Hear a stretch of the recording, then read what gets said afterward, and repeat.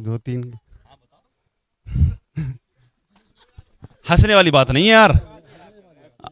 आप बता दें, आप बताएं, आप बताएं। अच्छा चलो आप सामने ना आए मेरे भाई, एक मिनट रुक जाइए, मैं आराम से बताऊंगा, नहीं भी आएगा तो। अच्छा हमारे नबी का तो नाम बता दो, हमारे नबी का नाम। चलो सारे बच्चे छोटे बड़े बुढ़े सब पढ़े रहो। शुरू है। माशाल्लाह अभी एक वीडियो शूट की है हमने यहाँ पर, और बहुत सारे लोग जमा हो गए। जब हमने शूट किया तो बहुत सारे लोग जमा हो गए, और इनकी ख्वाहिश है कि हम इनसे भी सवाल करें, जिसको मालूम हो वो बताना, वरना ऐसी कोई वाली बात नहीं है। हाँ ठीक है ना। अच्छा वो कौन से नबी हैं जो बगैर मेहमान के खाना नहीं खाया करते थे? आज का मुसलमान ऐसा है कि कोई अगर मेहमान आ जाए तो सोचता अरे दिल वो हो जाता है बिल्कुल कि मतलब सोचता है कि, लेकिन वो कौन से नबी है जो बगैर मेहमान के खाना खाया नहीं करते थे?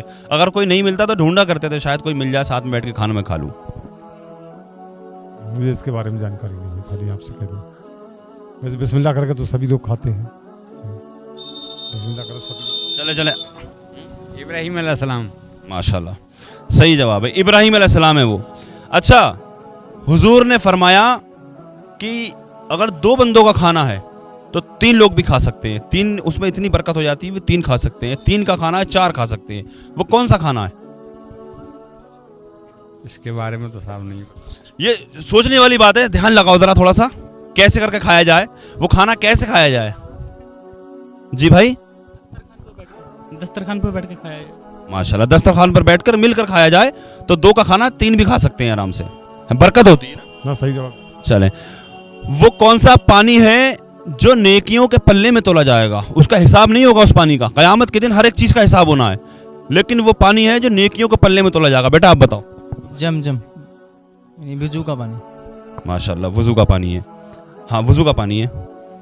और वो कौन सा पानी है चाचा जो जिसकी खड़े होकर पीने की का हुक्म है? वजू का पानी पी सकते हैं। वजू का पानी जो लोटे में बचता है वो, और हाँ लोटे में जो बचता है। और कौन सा है? और आबे जमजम का पानी। आबे जमजम का पानी है। माशाल्लाह। क्या मुझे कोई बताएगा कि आबे जमजम का पानी जब दुनिया में आया तो कब आया, कैसे आया, शुरुआत कैसे हुई, जमजम का पानी कैसे आया? कोई बताएगा? मुझे भाई बताएंगे, थोड़ा साइड तो थोड़ी सी मुझे। हाँ भाई बताइए। एड़ी ऐसे उनने करी रगड़ी थी तब आया था पानी। एड़ियों से? हाँ किसकी एड़ियों से? मोहम्मद सल्लल्लाहु अलैहि वसल्लम।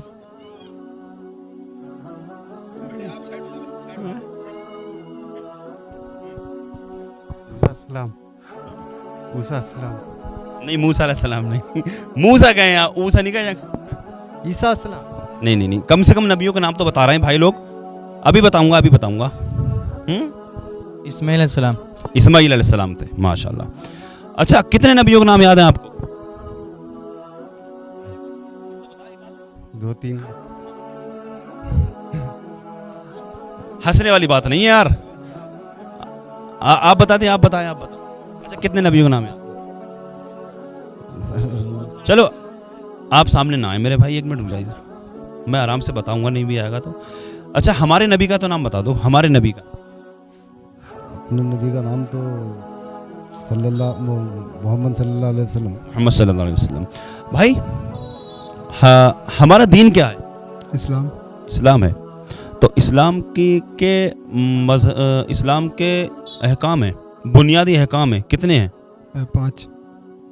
5 हैं। कौन कौन से हैं भाई? 5 फजर।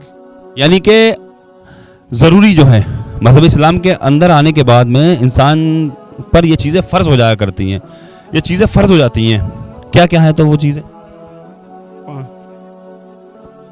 5 टाइम के साथ नमाज है। ठीक है, हाँ सही है, नमाज हो गई, 1 हो गया, 5 हैं, 4 बचे। 4 फजर जोहर। ये तो आप मैं आराम से बोल नहीं, सारे जिसको बोलना है वो आ जाए, आराम से रुक जाओ जरा, समझने की जरूरत भी, पहले समझे तो ना आदमी, पहले मैं उनको समझा दूं। 5 हैं, 1 तो नमाज पढ़ना हो गया, एक काम जो हो गया, ये काम समझ लीजिए, एक काम नमाज पढ़ना हो गया। अब 4 चीजें और बची हैं।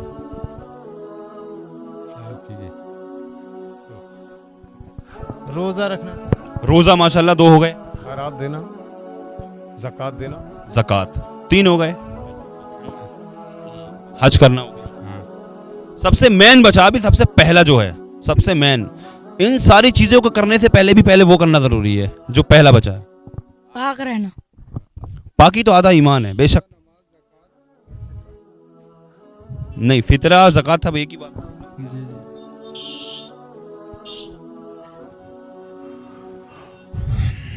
तौहीद, तौहीद, माँ बाप की खिदमत करना। तौहीद है, तौहीद। अब तौहीद का मतलब बताइए मुझे आप। 5 है ना? तौहीद, नमाज, रोजा, हज, ज़कात। सबसे पहले तौहीद। तौहीद का मतलब नहीं पता मुझे। अल्लाह और अल्लाह के रसूल पर ईमान लाना। जी, यकीन रखना उसमें। ठीक है, तौहीद उसे कहते हैं। ठीक है। अच्छा, सब चीज़ों के लिए पहले ज़रूरी ईमान लाना ज़रूरी है। ठीक है।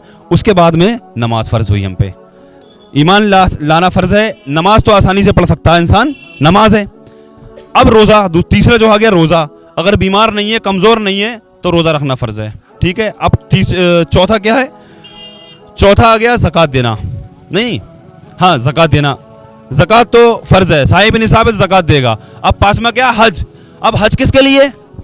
हज तो इसलिए है जो अपने सब चीज़ों से कतई रेब है, बच्चों बच्चों की सबकी शादी। हज, इस्लाम ने, शरीयत ने हर चीज़ की इजाज़त दी है ना। अगर इस लायक है तो रोज़ा रख सकता है, अगर इस लायक है तो ज़कात दे सकता है, अगर इस लायक है तो हज कर सकता है। तब हज फ़र्ज है ना, ज़रूरी नहीं है। लेकिन ये 2 चीज़ें तो ज़रूरी है। ईमान तो लाएगा ही, ईमान लाना फ़र्ज है। और नमाज तो पढ़ ही सकता है, नमाज की छूट नहीं है।